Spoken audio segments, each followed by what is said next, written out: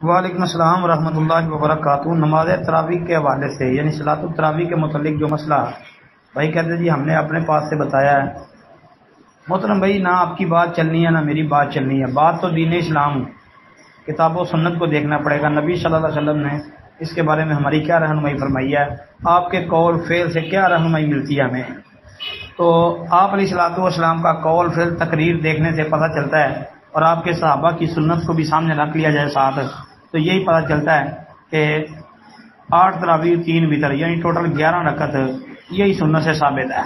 جناب نبی کریم صلی اللہ علیہ وآلہ وسلم کے متعلق امی عائشہ صدیقہ رضی اللہ تعالی عنہا کا بیان صحیح مسلم میں ہے کہ آپ علیہ الصلوۃ والسلام رمضان غیر رمضان میں 11 رکعت سے زیادہ نہیں پڑھتے تھے۔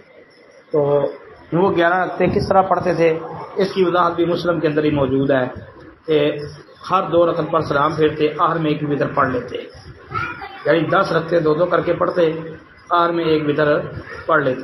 تو یہ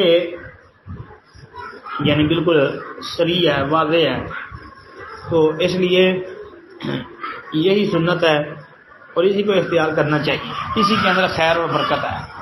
20 رکعت تراویح جو ہے یہ نبی علیہ الصلوۃ والسلام کی سنت سے ثابت نہیں ہے، حتیٰ کہ جو کہتے ہیں حضرت عمر رضی اللہ عنہ، تو حضرت عمر رضی اللہ تعالی عنہ سے بھی 20 رکعت کا کوئی ثبوت نہیں ملتا، نہ قولاً ملتا ہے نہ فعلاً ملتا ہے۔